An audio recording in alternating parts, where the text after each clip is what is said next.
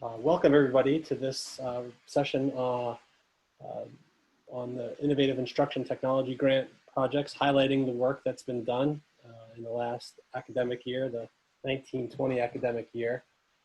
Typically, these presentations happen at the Conference on Instruction and Technology, which was supposed to take place this past May at Oswego, and obviously was canceled because of the pandemic. So I asked all the PIs and co-PIs and project team members for the projects if they'd be willing to do these webinars, just so that we can make public the great work that everybody did for IATG last year. And so this is the second to last one we have scheduled. I will put in the chat and the link to show you where all the recordings are living if you'd like to go back and see some of the others. So the first couple today are OER themed, and then we have two UB presentations in the second half hour. Everybody has 15 minutes, so I asked everyone to speak 6 to 8 minutes, 10 tops to allow time for questions. So you could just put questions in the chat if you'd like to, and I'll get them to the presenters. So like I said, I don't want to take any time away from them since we don't have a lot. So Diane and company, take it away. Okay, can you hear me okay, Chris? Yep, sounds good. Okay, great. Well, I wanted to start off by introducing, I'm Diane Gall, I'm a faculty member at Empire State College, and I work across several graduate programs. My colleague, Mark Lewis, is an instructional designer and an instructor in our Master of Arts in Learning and Emerging Technologies, the co-PI on our project, and actually some other IITG projects, and recently tapped to support a lot of the SUNY online work. We're also joined by Scott Dolphin, a recent graduate of the MA program, and Scott's been recognized for his scholarship, not only through the ESC Dean's Award, but through our former Chancellor's Award. So I'm very happy to have both of them join me here today. So thank you for the invitation to talk and tell you about the story of the Open Home Project. So I'll give you a brief overview and some context, then Mark will talk a little bit about the iterative design process we use, followed by Scott Dolphin, who will offer some observations about his role as the Open Home Community Manager up through his graduation from the MA program this spring. So we've been experimenting with the design of a digital community space for students and faculty. And it's meant to be a place where members can interact outside the LMS silo, so they can share mutual academic and professional interests and sustain relationships across the arc of their entire academic program. So this last point about establishing and maintaining relationships in a shared intellectual community really has driven our work on the Open Home.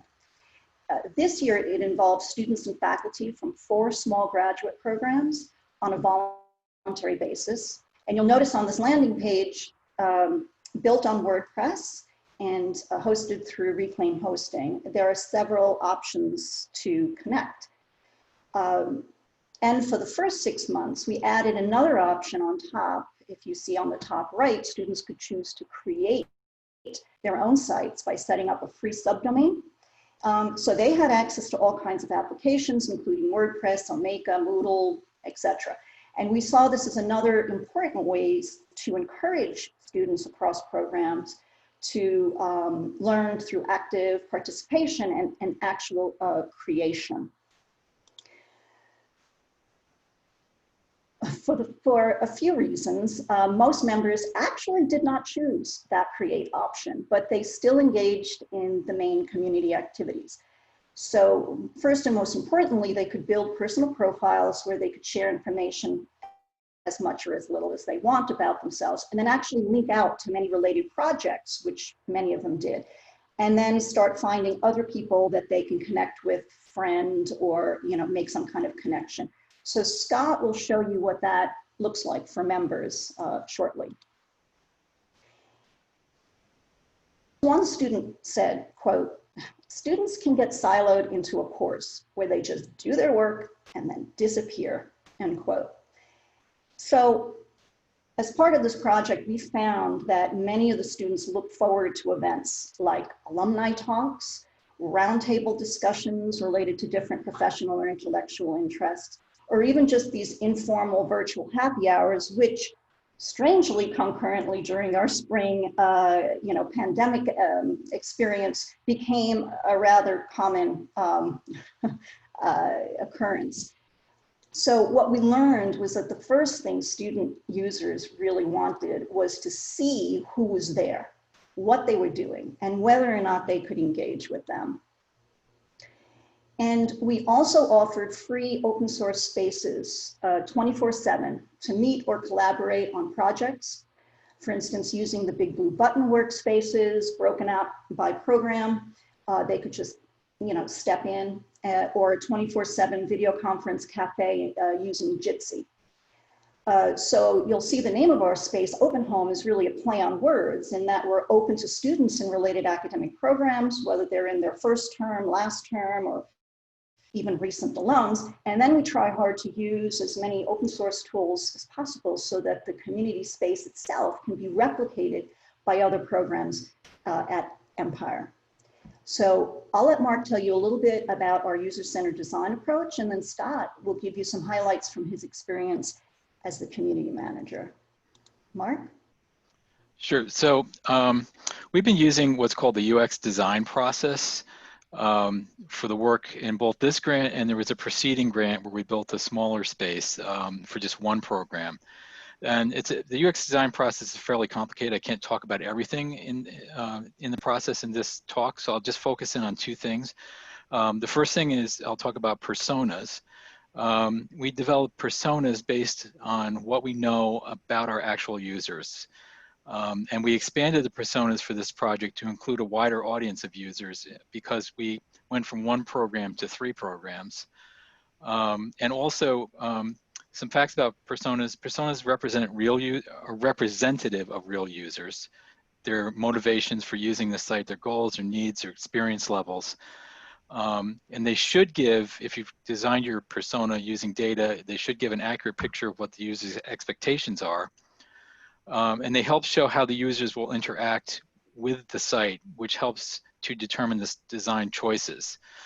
Personas represent a large portion of users of the site, but they do not represent specific individuals. So they're kind of conglomeration of several different people into one persona. Can we go to the next slide, Diane?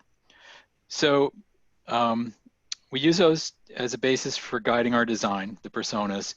Then when we concluded this project at the end of the term, we did user testing. And we had also done user testing with the first grant. And so we took the user testing from the first grant and the expanded user personas to start to inform the design of the site at the beginning of the project, this new site. And then at the end of the term, we invited more than a dozen of the Open Home users, that would be students, faculty, alumni from all the different programs, to participate in user interviews. The user interviews, the interviewees represented rather a wide range of experience with Open Home. Some people were using it on a regular basis, some people occasionally.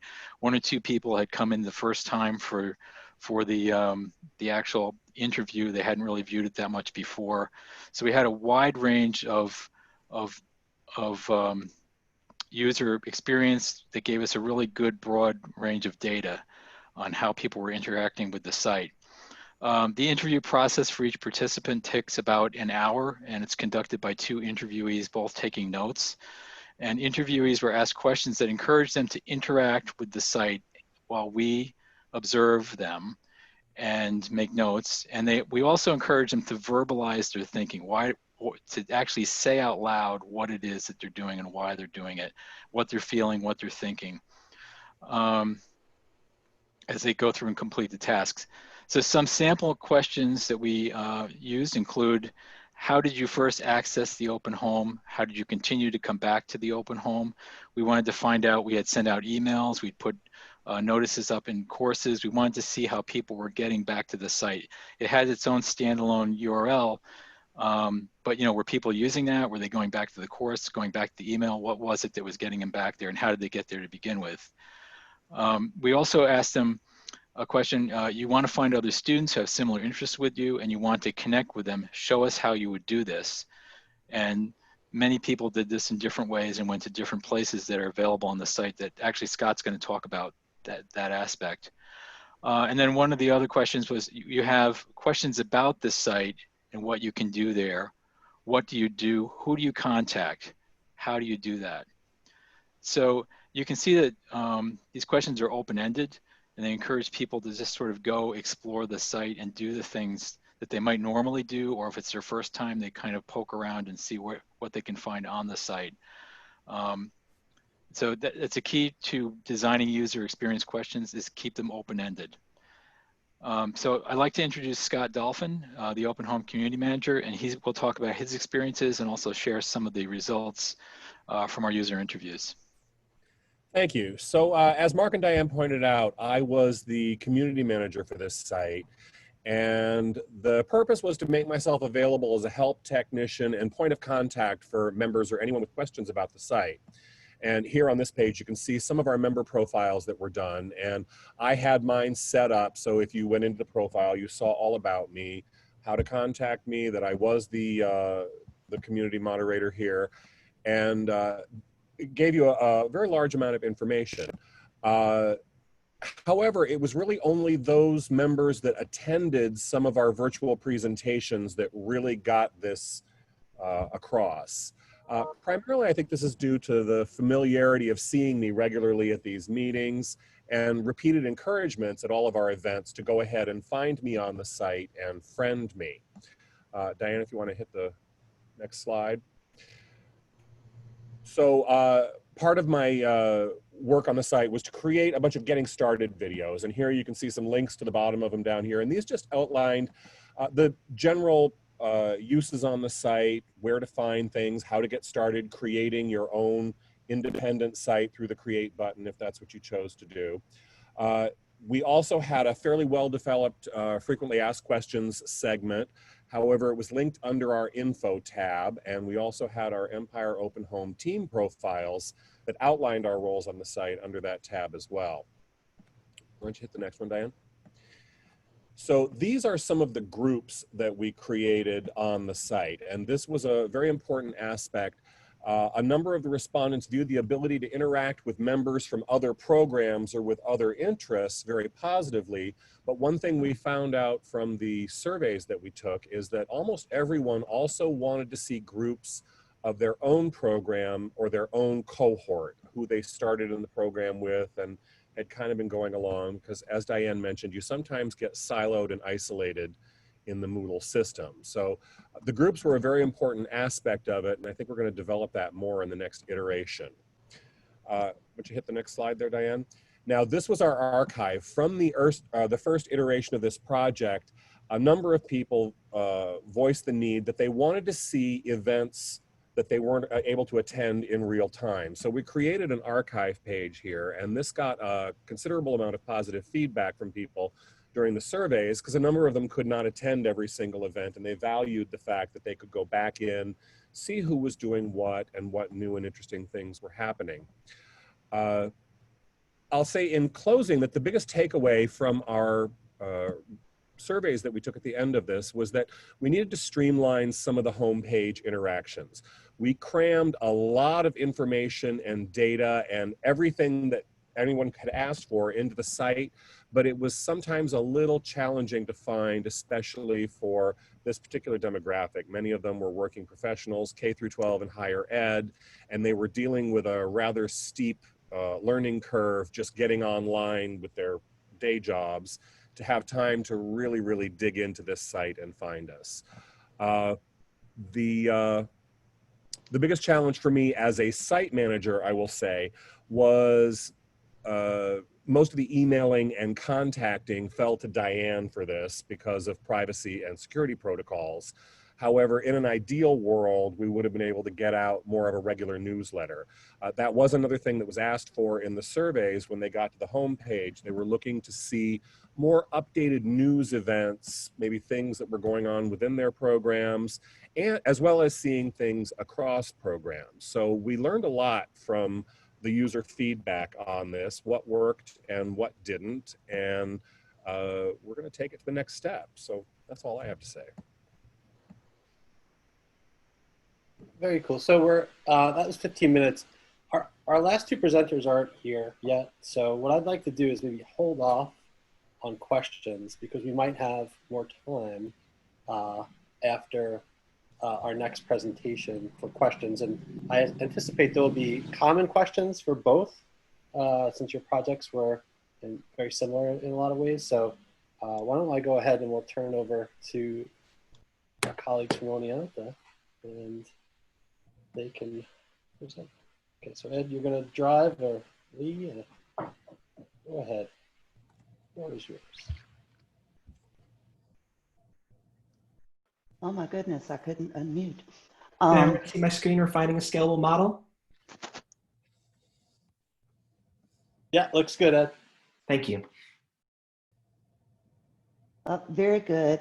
Ed and I conducted a pilot of a scalable model for open educational practice.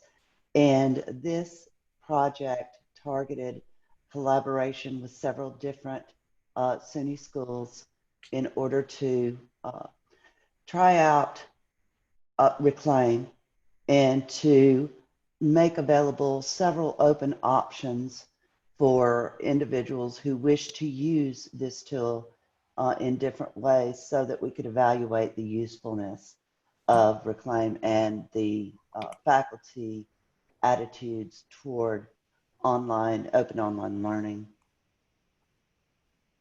It was one of the things that we have in common with the last presentation. We're both using the same vendor to help us create this ecosystem. But it was really based on some work that Lee had done with a collaborator, and she'd published this. And so I wanted to give her some time to talk about kind of the foundations, and then we'll get in and we'll show you the real examples, because I think that's where everyone wants to hear too.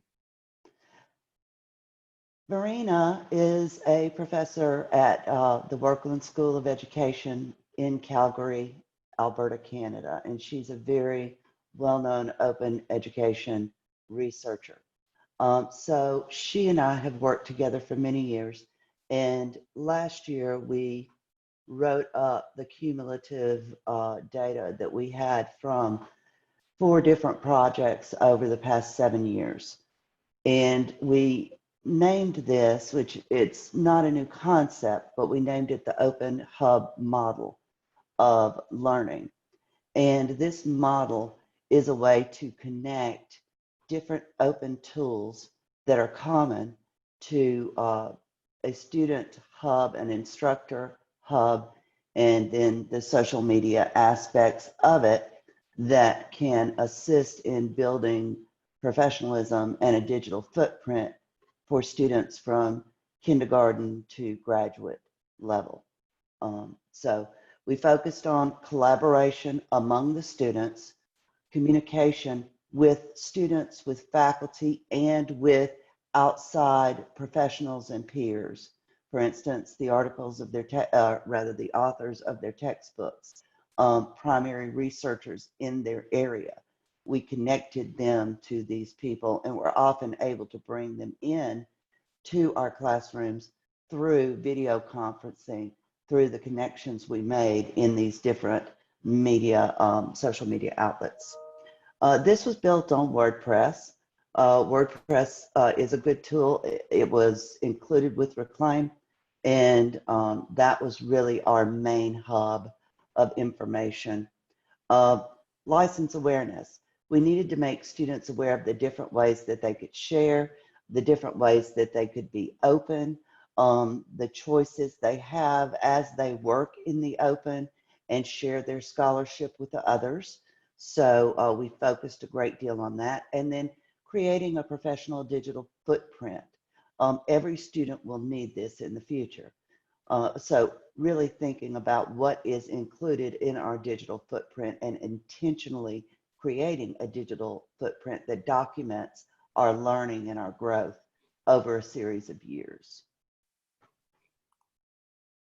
This came at a very good time, I felt, in SUNY, because there were other other forces kind of working in the same direction. It was a different type of open than the conversation when we started this project, because when we were talking about open and SUNY, we often meant open educational resources, textbooks that have already been made. And what this project was really nice is it got us into a different tradition of open for the people that were talking about open source technology, the free web, talking about maybe Twitter as an open tool, not in that it's openly licensed, but that it is public and shareable. And so we're talking about different traditions of open and kind of thinking about, okay, OER is one part of being part of this open community, but what else are those other things? And so I had joined for the first year a Fact 2 group about the open education initiatives that really focused on open pedagogy. And in that year one of that open pedagogy exploration, we found there were certain gaps. And this project, we really looked to plug some of those gaps with some great partners that we had across the system. SUNY Oneonta hosted this project, but one of the things we really want to know is, could we share this ecosystem? Because it is a little bit expensive. It is something that we have to justify. But if we could share the ecosystem across multiple campuses, it could really show something. So in year one of the project that was funded by IITG, we were joined by SUNY Oswego and John Kane, led from that area. We were joined by SUNY Genesee Community College and Judy Littlejohn, led from that campus. And then we were joined by 3 leads from Geneseo, where we had Amanda Wentworth, Allison Brown, and Alexis Clifton. And so while we were all using this Reclaim platform, one of the things we were testing out is, can we use this shared across multiple campuses, not connected to our SUNY Oneonta identity and our single sign-on, but with the larger SUNY sign-on to make this something that could be, you know, if we spread the cost out among all the institutions, we felt like it was something that would be more sustainable for the long term. So as Ed mentioned, the open education pedagogy and open education resources, these are often dichotomous and they're binary within the open education community. But open education pedagogy is getting more and more attention and research right now. And in the first MOOC, Dan Cormier talked about how Dave Cormier, sorry, talked about how the student is the curriculum. And this is really what we were doing. The students were generating their own content for each week. So rather than using a textbook and then moving from that, students were doing research, they were putting together content, and then that was the content for the week. So the student is the curriculum. The user is the curriculum, guided by principals.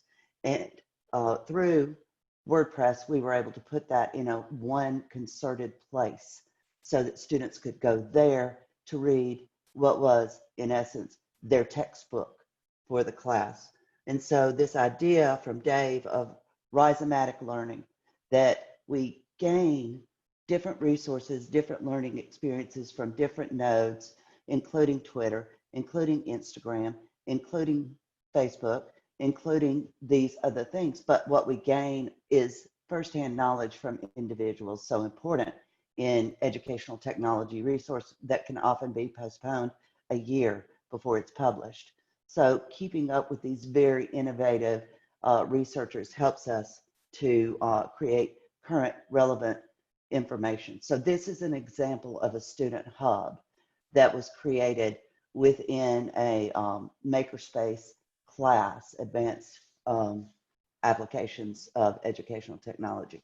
So this was a representation of a student work, professional portfolio created by an in-service teacher, which included the exemplars of their best work, including their TED Talk, reflections, interpretation of theory. So in its essence, the student's development of knowledge throughout the class is presented there, and the culminating knowledge that they created from their experiences and their research and their contacts comes in with this TED Talk. So that was one example where the instructor took what we were offering them and really ran with it, and every student had their own website. Every student got their own domain. They're building their portfolio. But we just wanted to include in our examples some of the different ways people used this infrastructure. And so this was a class site.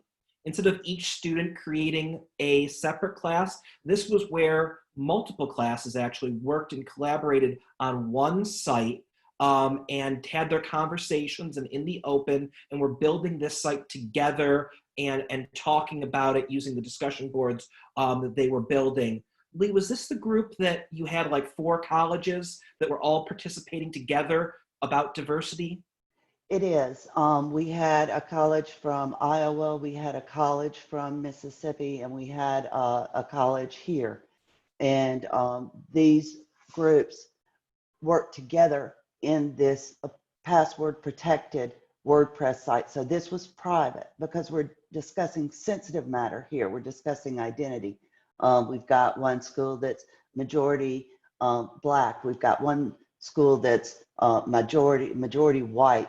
And then we've got sort of a more diverse group together. So we're talking about things, interacting about our experiences and about the theory. This is a sensitive, safe space for the students to do this, and doing it through WordPress, through individual student postings within a certain category, allowed us to organize that so that students, again, could get that full picture and could grow not only through reading, but through interactions with people who had far different experiences. So that was another use of the reclaim hosting. And then this was another, oh, go ahead, Lee, you can describe this one. Well, this is the Leatherstocking Writing Project Young Game Designer Institute that was run this summer. And this summer, what we had were teachers and students who came in, designed games, tried out each other's games, and then interacted with each other. So the WordPress site was for hosting videos, for posting discussion, for sharing games, for blogging about the experience. So there was an integrated registration here. It was connected with Discord for discussion. Things were published out to YouTube, but they were again archived here.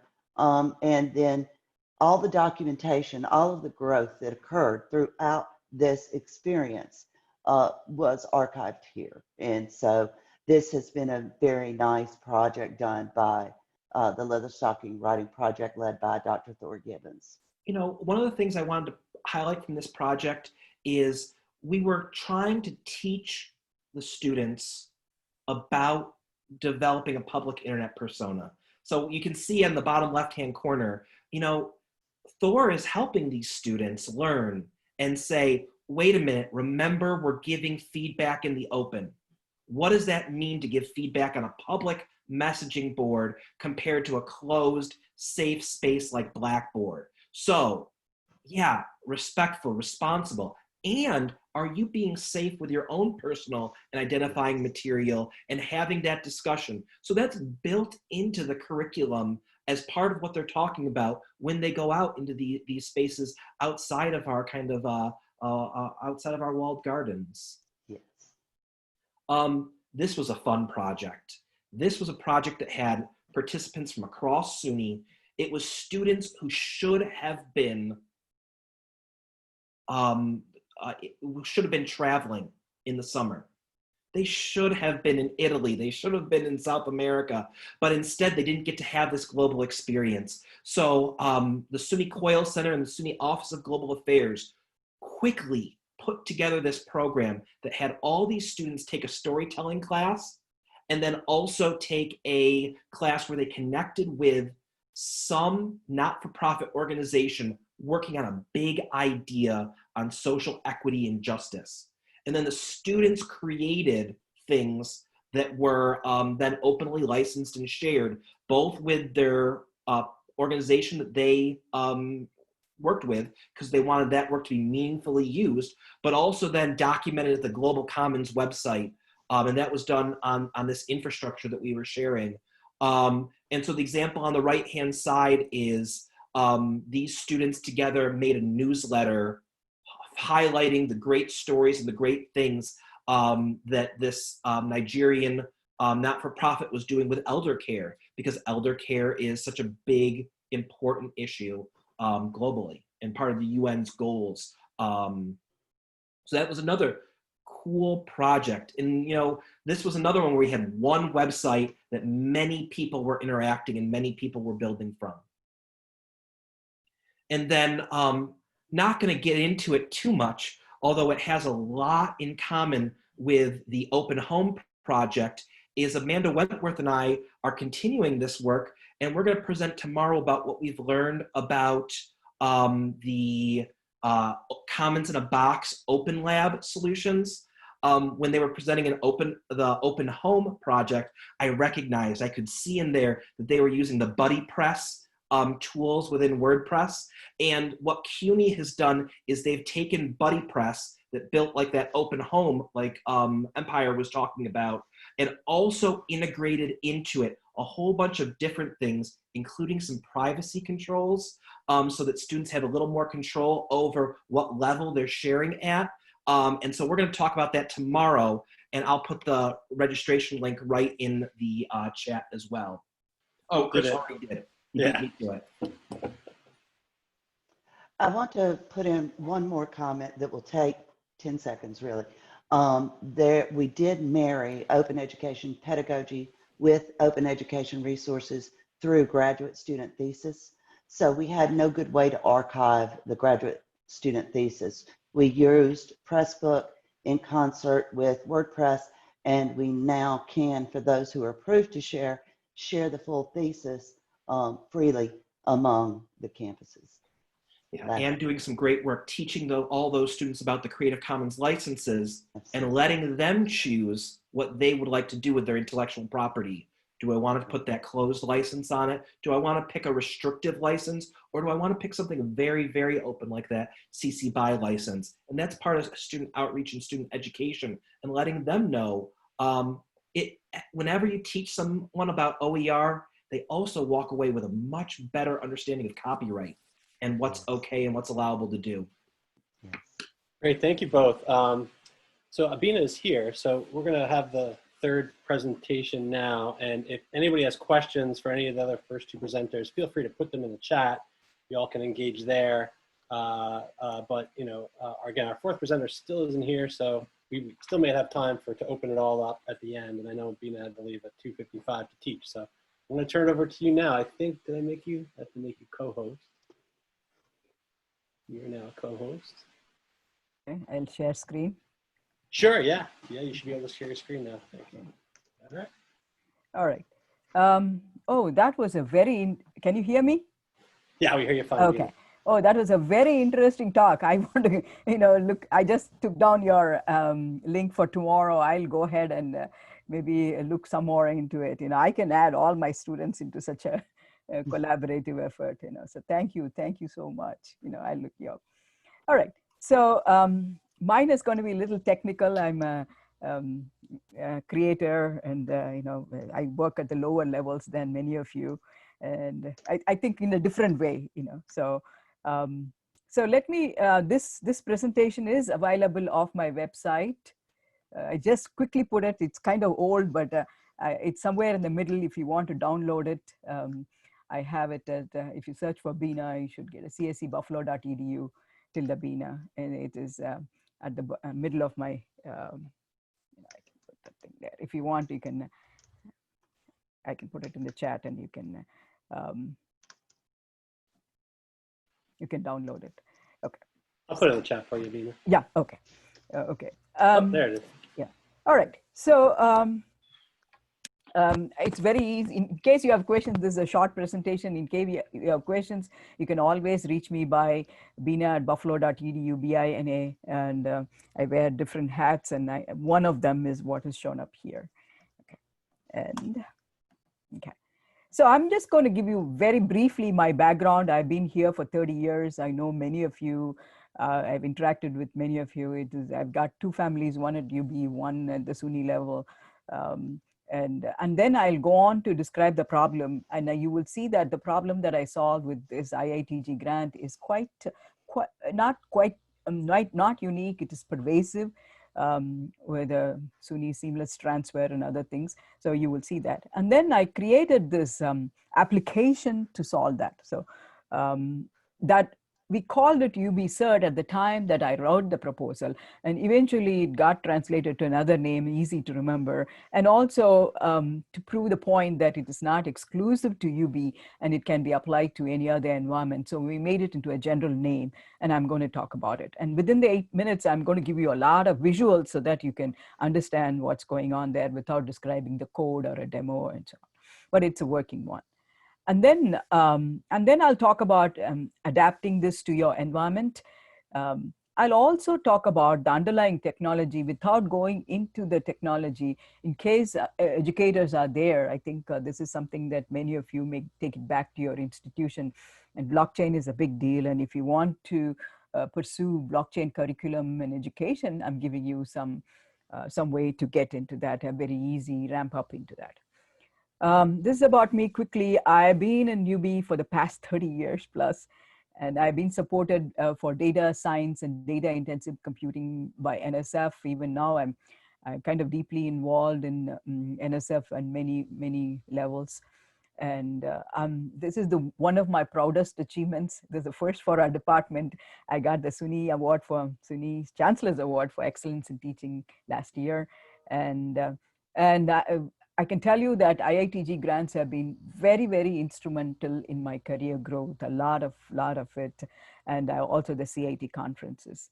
I also want to talk about this MOOC, just one line.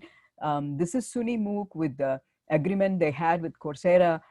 We created this 4-course specialization, which is still running after 2.5 years, 150,000 enrollees. And most importantly, this is something that will make $1 million it earned for SUNY. And I think our school got 350,000 of that. So it's a lot of money also. And my most recent project has been writing a book. It's a difficult project, absolutely. Past 2 years, I've been working on this, and there's a book out, and I'm teaching from that book. So that's what I do, And let me introduce UBCert now. Okay. This is a picture for those of you who are still writing IITG grants. This is a picture I threw in the proposal. I don't know whether proposals are supposed to have pictures, but it's very hard to capture what you want in a page and a half. So this is what is happening every day. I do transfers and seamless transfers and things like that. When we do that, we can see that there are certificates. Now we have badges. I'm involved in a data science badge, and there are university credits, which are very easy to transfer. And then there are online MOOCs and work experience. Empire College is doing that. And then you have transfer credits from different colleges. And it is learners with diverse backgrounds, especially now, they're coming from all over the world, and numerous degrees and certificate options, and minors and majors and double major certificate. So it is quite a baffling or quite a maze for the students as well as for the advisors. People who have been in the system for a long time, it's all right. For the people who are coming in, we wanted an automated system. And also for the students, if you say all these things, they get frustrated about these options. They want something that is specific for them, that they can self-serve and make sure that they are in the right place and so on. So that is the idea of UBCert. Okay, our solution is to provide students, advisors, administrators, and undergraduate advisors some tool where they can just plug in things and then make sure they are transferred appropriately. It is not a tool connected to the central system. It uses the data from the central system, but at the same time, it uses the blockchain to keep tab of what's going on. And at some point tell, oh yeah, you finished that certification, you finished that degree, you fulfilled that option, and so on. It's more for the app generation. And also, I think most of our advisors also, I think I'm talking about myself, our app generation, they want to make sure it is done. So if students can help themselves, we can save times at the advising end. That's the idea. So blockchain technology is what we are using for this. I have a formal problem statement, an undergraduate data intensive computing certificate. We used it for a particular certificate that is SUNY approved, okay, program request, an enrollee to complete 4 categories. This is an example. This is a particular example that I've solved with this IITG grant. An enrollee completes 4 categories of courses, an average grade point of 2.5. Even though this is a particular certificate program, I'm sure that many of you can visualize something in their environment that is similar to this, minors and majors and so on. Although the details of the program are stated in the undergraduate catalog, there's no traditional tool implemented for verifying the fulfillment of a certificate. You can say, oh, I can create a web application for this, but understand that web application goes into the central database, and we want something that is readily available to the students. And it can, at the same time, record what the students are interested in. Project is to build an independent blockchain-based tool so that any student interested in the certificate program can use this tool. So it kind of marrying the latest technology, emerging technology in which I have expertise, of course. And you may say, oh, I'm just kind of pushing the solution into it, but it yields very nicely to this problem, and provide a service for the students and advisors and faculty to readily check the fulfillment of a certain program. Student enrolled in the certificate can self-check their progress through the program anywhere. Okay. Change to DCT to be a generic solution for any certification effort. Okay. In other words, UBCert, using UBCert, any student in the undergrad program can evaluate the eligibility to enroll. Even yesterday, I got a note from somebody, is this student eligible? We don't want to do it by email. And then one more email from the advisor in the central, is this student getting away from the certificate program? Is he, that it's all done by email and in-person meetings now. Progress to the certificate program as they complete the courses. So they type it in, oh yeah, I've done this. And then certificate fulfillment status, including GPA requirement and completion of all the course requirements. Students in this situation do not violate the FERPA because they're just looking at theirs. They're not looking at anybody else's. They just plug in, there's a registration, there's a login. They just look at it, and they're not encroaching on the central system. Okay, they're not extracting anything from the central system. Have to schedule, currently students have to schedule one-on-one appointment. I can tell you it takes a lot of time. Okay, DCC DAP, UBCert app, will save time for students as well as for the advisors and streamline the certification process for some. Most important, the recording on the blockchain, very, very important. How does the blockchain help? Let's say students are fixing up appointments with the advisor. Instead, they want to check the availability of a degree program, availability of a minor program, availability of a badge. So they can easily make it simple and easy for them. They'll chime in, they will enter the system, and you can bring them into the portal. And I'm not saying that they will take it, but they can at least show their interest, and that interest is recorded in the blockchain. It is not against their wish. We do get a login and registration. So when they do that, it becomes an institutional data. How we use it, somebody is interested in math minor, somebody is interested in this dance major or something like that, can be recorded, and we can use it. This is a future one. I didn't do this one now. Can learn about the student engagement and interest in the courses and programs. Okay, from now on, it's all pictures. Okay, so I just want you to identify some certificate or program in your, I just want to keep track of the time too. Okay, all right. I know that we are almost out of time, but I have a few more minutes. Okay, so here we have, you can see that these are the courses, categories.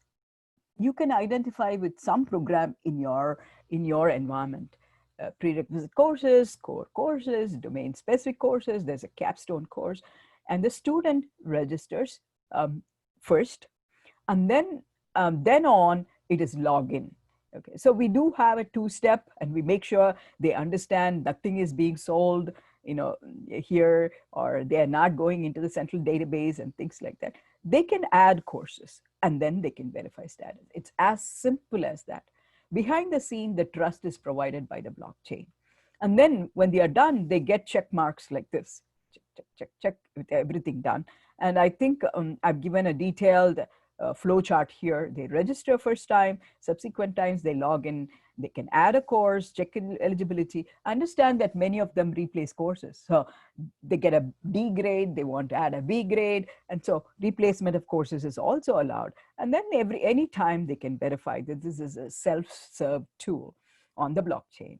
And it is implemented, it's fully functional. And I do have even a special phone where I can put a mobile application of it. You can see this is a particular one for the certificate that we have. And this is where they enter it and they can check eligibility. Don't worry about that red one, that is for only for administrative purposes. Nobody can delete it. So these are the things. And of course I put the UB logo in there. And very simple interface. And we have a mobile, this is a web interface. We also have a mobile version of it.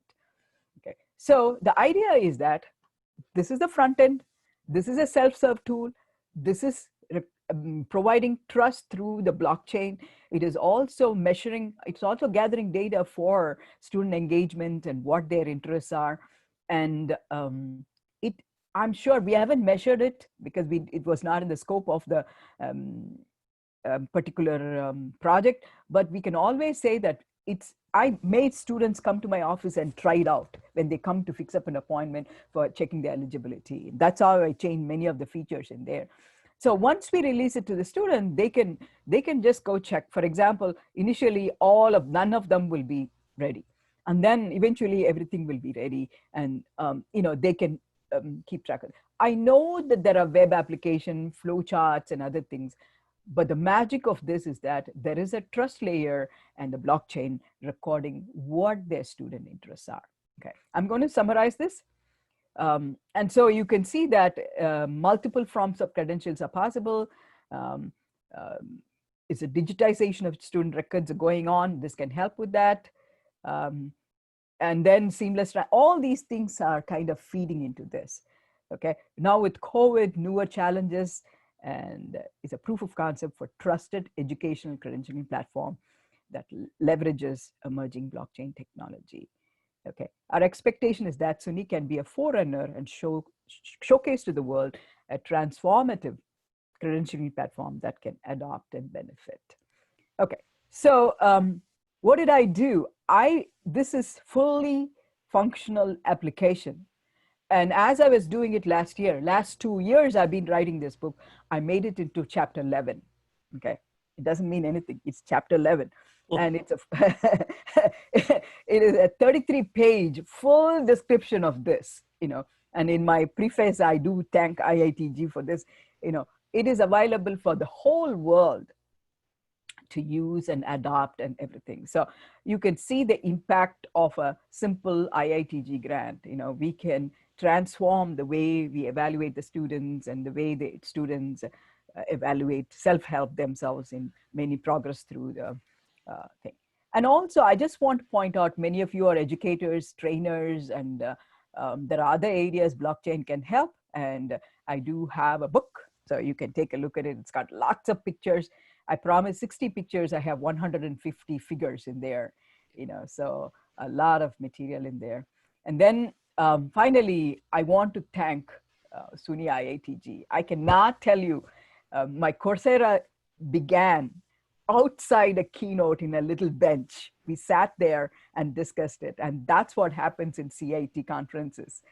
Every CIT conference, and the idea for the book came from SUNY Cortland. I sat there and I saw Barbara Oakley sign the books. And I said, I have to write one. And so thanks for the fantastic networking and learning that happens in SUNY CIT conferences. I cannot state, this is where I meet my SUNY colleagues and we learn a lot. Lots of ideas. Just the one before, something that you did, and I came in a little late, and it's such a nice learning environment, networking environment. And Yeah, I think everybody here agrees with you with that. On Yeah. that note, Bina. SUNY Oswego 2020. Let's hopeful. We're hopeful. So we have a few minutes. I don't think our last presenter's here. Todd Yeah, okay. Sage is not here. So we could just open it up. I mean, I know you have to leave in 5 minutes for class. So if there are any questions for Bina or our first two presenters, feel free to open your mic up or put in the chat. So there was a little bit going on in the chat before. Any questions for Bina, for our first two sets of presenters?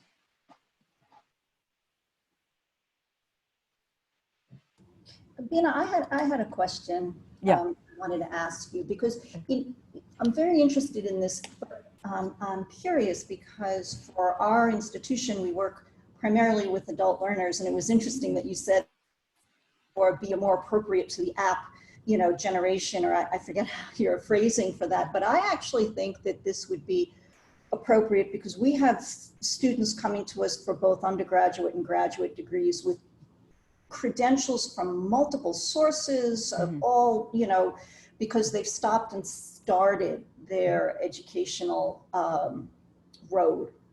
And so we worked to put together, what can we recognize and accept? And if it's credentialed credits from an, accredited institution, higher education institution, that's one thing. But you mentioned in the beginning that you were using also badging and other alternative credentialing. And I wonder, is that done through prior learning assessment? How is that brought in, or is it possible to bring it in at this point on this particular project? Yes, I can tell you that we did one. The Coursera blockchain course that I gave had 4 courses, and we sat down with the Empire College and some other people. On our department, we evaluated it and made it equivalent to a course, blockchain course that we offer. Okay, so it's written in, so probably a committee of you will sit down and say, these badges will be equivalent to a seated course. Of course, now it's not even seated, it's online course, seated course in our curriculum. So we do have an equivalency. In fact, we do have even a subject, Charles, I won't mention the last name, he qualified for that, So actually we, as a committee, we sat down and said, these 4 badges will be equivalent to that. And then what you do is that you codify that into this program, so inside you write a rule saying that if they come with the Coursera 4 courses, if they enter that, and that will be equivalent to our CSE 426 or something like that, and give them credit for that. So there is a process in our setup, but I think it is not a difficult process in your setup. You simply say, this will be equivalent to that. And also we have an Empire College which does that for even work experience. They say, if you have this work experience, I didn't know about this entity until recently, and they tell you that if you had this much vending experience, it's equivalent to 1 credit of mechanical engineering or something. Diane is from Empire State. Oh, you are. Sorry. Okay. I think it's a fantastic opportunity. I think. Well, that was the motivation for the question, actually. Oh, okay. Oh, we don't see. I know now. But I think that is godsend. Especially now, so many people are doing so many things for which we could give them credit. It's a very valuable thing. They're helping doctors, helpers. We can give them 1 biology credit or something like that. So I think that's a fantastic entity, and that will feed into something like this. I really, really appreciate the work that you do. So. And I appreciate your project. Thank you. Oh, thank you. Thank you. Thank you. Yeah. Anything else? Are there any other questions for anyone? So I think it's really nice that I am doing online courses now. It is really nice. Believe it or not, just since you don't have attendance is 100%. When you are sitting at home and when you have to come to school, you miss the bus, a car breaks down. But now it is nice, and if you keep them things that is engaging, they do come and learn. It's so nice. So. We'll have a good class. Yeah, thank you. I have to go to class. They are writing a quiz now. Yeah, one of the things that I think was very in common with all the presentations today, I think one of the things we look for in innovation education is helping students make sense of and incorporate everything, other life experiences into, their education and what they're learning and their career plans. And I think the common theme throughout all your presentations today was, trying to figure out an infrastructure to help students do that. Yes. To do all the things, because, it's not just about picking up a book and having a teacher tell you what's in the book anymore, right? And so all your projects are kind of real innovative ways. I mean, the technology is great, but really the concepts behind all your projects, I think, is what excites me more than the technology, frankly. What was also important about our project was Lee was already teaching this way. Lee didn't need me to teach the way that she was doing. She was set. She would go to WordPress.com, she would go to other places. But what I was thinking about as a kind of instructional designer is, how could I help other people who see what kind of thing Lee's doing and do it in a controlled environment that has connections to the university? We're not just going out and using the freely available tools, but we've brought it into our ecosystem. We've connected it to our systems. And that was a big part of the project, is understanding that. And really, when Lee was doing it without us, it was kind of like, if you get into trouble, you're on your own. But we wanted to know, if we took ownership of this, how much work would it be? Because you think about, wait, you're giving them access to 80 different applications that they could install on this domain that you've given them. They could install their own Moodle, they could install their own WordPress, they could build a discussion board, all these different possibilities, and you think you're gonna support that? We had 8 tickets over the course of a year between 3 different institutions. We weren't seeing a huge amount of support need from us, but we were seeing a huge amount of people doing really cool things and really great things. Bye, Bina. Any other questions? We still have a couple more minutes.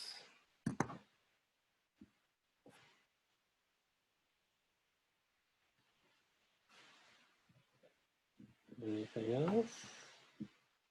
Yeah, I know one of the things is that all the projects were disrupted this year, obviously, because of COVID, because of the pandemic. So, thank you all for making the best of what you could do with, and then the financial issues that we had in terms of, obviously not having IITG this year is a big setback, because there was a lot of progress that we could have kind of built on with some renewal projects and some new projects this year. So, I'm hopeful that we'll figure out a way to make IITG happen next year.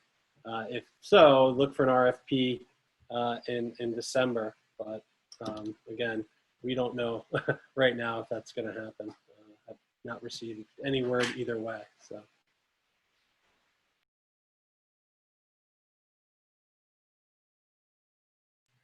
All right, well, if there's nothing else, I want to thank our presenters for presenting today, and we will get the recording up on the website. I did put the link in the chat earlier. It's the same website we've been using for registration, so enjoy the rest of your week. Hopefully the semester continues to go as well as it can for all of you, and we have our last presentation next Friday, so I'll be hope to see some of you there. All right, take care, everyone. Thanks again. Thank you so much, Chris. And